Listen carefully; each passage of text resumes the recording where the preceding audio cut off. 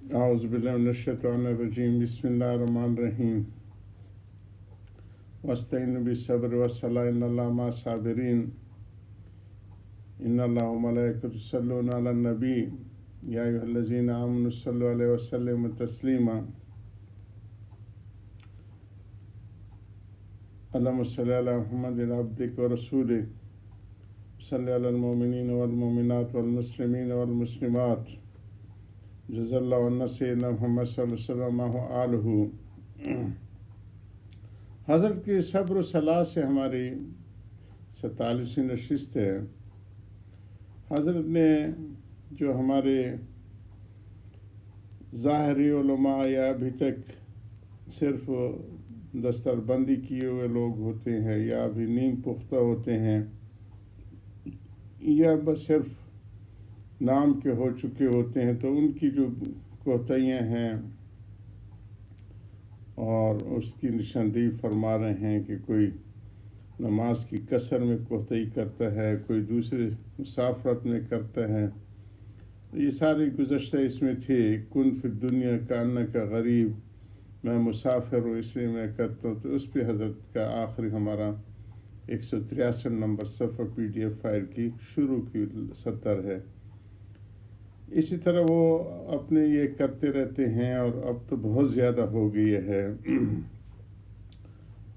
وہی جو حضرت مالکی حضرات کا ہے کہ من تفقہ ولم یتصوف، وہ ان کا نفس ابھی تک سدھرا نہیں ہے، کسی بزرگ نے اس کی شاہ سواری نہیں کی اور اس کو ٹرین نہیں کیا، تو وہ پھر اپنی نفسانیت کے آئینے میں جو ہے وہ قرآن اور حدیث کی تشریح و تفسیر کرتے ہیں، ہم تو ڈوبے ہیں صنم تمہیں بھی لے ڈوبیں گے۔ یہ چیز بہت زیادہ عام ہو گئی ہے۔ اور لم یتصوف والے فقط تفسق، تو یہ فسق و فجور اس کی وجہ سے ہے کہ کسی محقق اہل اللہ کی صحبت میں نہیں گئے۔ اب دوسری طرف بھی پھر بہت وہ صرف رہ گئی رسم اذاں، روح بلالی نہ رہی، فلسفہ رہ گیا جہاں میں تلقین غزالی نہ رہی۔ دوسری طرف من تصوف ولم یتفکر، انہوں نے کسی رسمی چیزوں کو، رسم و رواج کو تو لے لیا، لیکن کسی اہل حق محقق کے ہاں وہ نہیں پہنچے۔ فقط زندق جیسے آج کل ہو رہے انا للہ و انا الیہ راجعون، جو عید المیلاد النبی پہ ہمارے ہاں جو چیزیں ہو رہی ہیں، یہ وہ زندگی کی چیزیں ہیں۔ تو من جمع بینہما، کہ انہوں نے فقہ کی بھی کچھ، کیونکہ فقہ جو ہے یہ دونوں چیزیں ہم پیچھے تفصیل سے کہہ رہے ہیں کہ ظاہری اعمال جیسے صلاح ہے، اس کے کچھ احکام وجودیہ ہوتے ہیں کہ وضو ہو، پاکی ہو، قبلے کا رخ ہو، اس سے تعلق کرو، اس کو تفقہ سے ضروری ہے کہ اور جو باطنی اعمال ہیں وہ جو ہے تراش خراش سے اس کو تعلق رکھتا ہے کہ وہ کسی اہل اللہ سے اس کی اخلاق کی درستی ہو چکی ہوں۔ من جمع بینہما فقط تحقق، محقق پھر یہ بزرگ ہوں گے کہ جو ان دونوں میں انہوں نے اپنا وہ سلوک کے مناظر طے کیے ہوں گے، تو یہ ان کی پھر وہ رہنمائی ہوتے ہیں۔ وہ اور اسی طرح اصول فقہ کی بھی اپنے اصول ہیں اور اس کی بھی اپنی حدود ہیں۔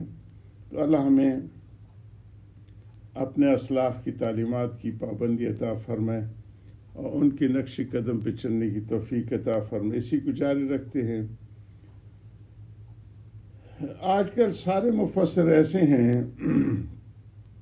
یہ حضرت اپنے زمانے کے 100 سال پہلے کے کہہ رہے ہیں کہ قرآن سے دنیا کے مطالب نکالتے ہیں۔ وہی ہے کہ من عربی دانی تو سیکھ لی، خدا دانی سے تعلق نہیں رہا، تو وہ پھر دنیا سے، قرآن سے دنیا کے مطالب نکالتے ہیں۔ کوئی سود کی حلت کا نکال رہا ہوگا، کوئی یہ پیچھے آ رہا ہے جو ہمارا جی کہ کوئی ربا کو ربا سے،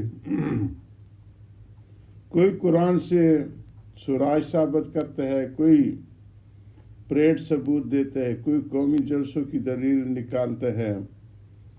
حضرت نے اور بڑی تفصیل ہے، اس کو ڈاٹ ڈاٹ کر کے چھوڑ دی، یہ ساری واہیات ہیں۔ صاحب کشاف نے لکھے مشہور تفسیر ہے کہ تفسیر کے لیے 14 علوم میں مہارت کی ضرورت ہے۔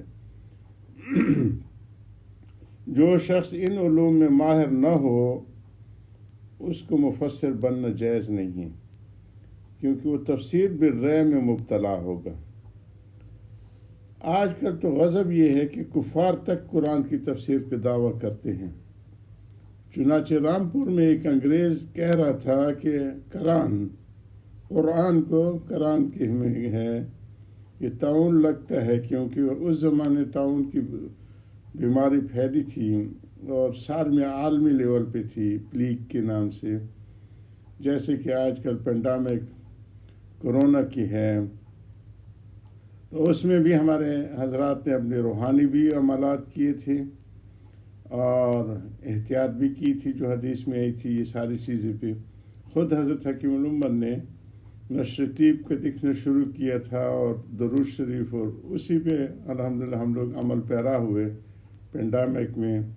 وہیں صوبہ سرحد میں تھے کہ یہ ہوئی، تو ہم نے وہ درود شریف کی مجلس جو جمعہ کو وہ بھی مقرر کی، اور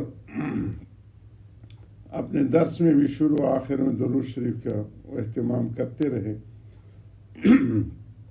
اس کی برکت ہوئی کہ وہ الحمدللہ ہمارے ملک میں اتنی پھیلی نہیں، ساری دنیا اس پہ حیران ہے۔ خود ڈاکٹروں نے مجھ سے پوچھا، تو یہ اپنے اکابرین کی ان اعمال کی برکت۔ تو کہتے ہیں کہ قرآن میں ہے کہ طاعون لگتا ہے، کیونکہ قرآن میں آئے کہ جہاں طاعون ہو وہاں مت جاؤ، جو پہلے طاعون کی جگہ ہو وہاں سے باہر نہ جاؤ۔ یہ حکم اس لیے تو ہے، یہ حکم اس لیے تو ہے کہ ماہر سے طاعون کی جگہ ہے کہ باہر سے طاعون کی جگہ آؤ گے تو تم کو طاعون لگ جائے گا، اور تم کو طاعون کی جگہ باہر جاؤ گے تو دوسروں کو لگ جائے گا۔ سبحان اللہ۔ اول تو یہ مضمون قرآن میں نہیں بلکہ حدیث میں ہے، پھر حدیث کا مضمون بھی جس قدر ہے اس میں یہ کہاں ہے کہ اس حکم کی علت طاعون لگتا ہے۔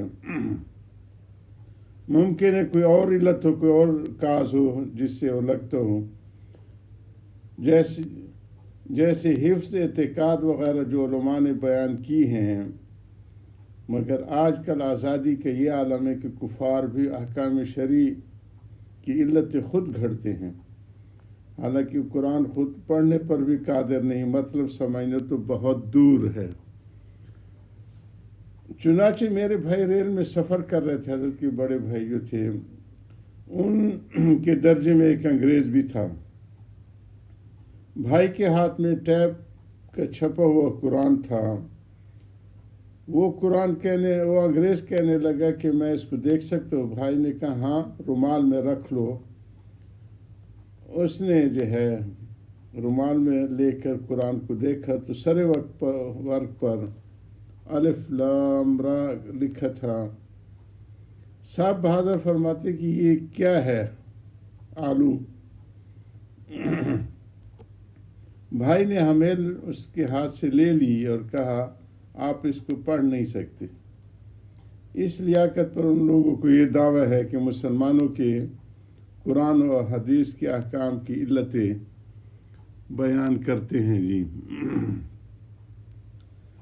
یہاں تک تو نماز کے متعلق بیان تھا حضرت کی جو ہے صبر و صلاح کا۔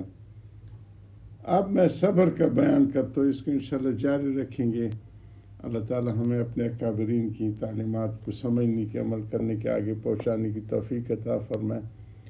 یا رب صلی وسلم دائما ابدا علی حبیبک خیر خلق کلہم وصلی اللہ سید الکائنات و اکرم مخلوقات صلاۃ تسبق الغیات۔